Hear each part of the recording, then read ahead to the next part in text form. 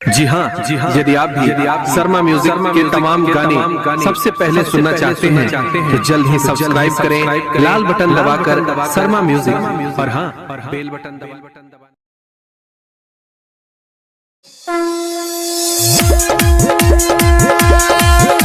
बोलो बोलो शंकर भगवान की।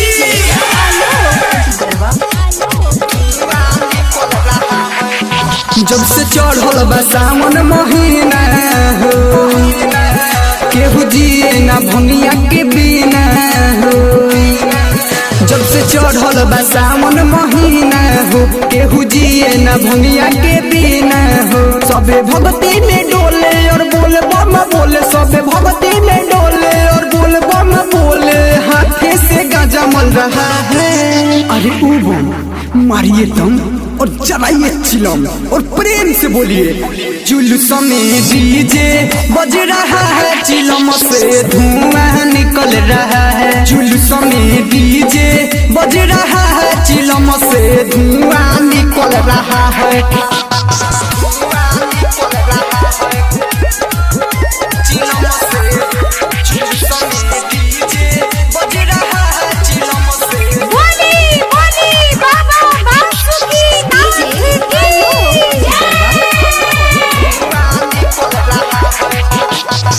जातो बाड़े बन के कामड़िया भोले बाबा के दुआर हो।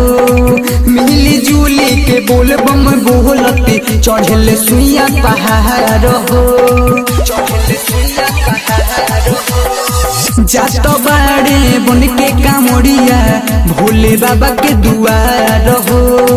मिली जुली के बोल बम बोलती चढ़ले सुइया पहाड़ हो। चारों तरफ है भीड़ भड़ाका, चारों तरफ है भीड़ भड़ाका। कांवड़िया के जुट चल रहा है, अरे ये हीरो मार के तो शॉट लगा लो, मानव खत्म हो रहा है। जुलूस में डीजे बज रहा है, चिलम से धुआं निकल रहा है। जुलूस में डीजे बज रहा है, चिलम से धुआं निकल रहा है।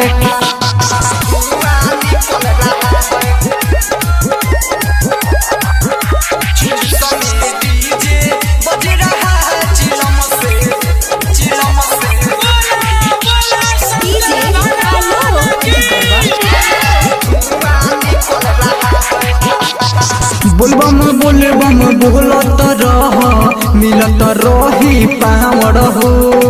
कुमार मिथलेश के संगे धल ब्रजेश बिहारी कांवड़ हो।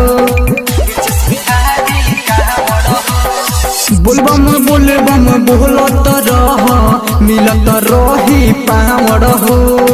कुमार मिथलेश के संगे धल ब्रजेश बिहारी कांवड़ हो। शिव जी के भक्ति में इतना है शक्ति, शिव जी के भक्ति में इतना है शक्ति। बूढ़ जवानों चिलम खींच रहा है। एक आवश्यक सूचना, कृपया जवान हम लोग चिलम ना ही खींचे, आगे प्रॉब्लम हो सकता है।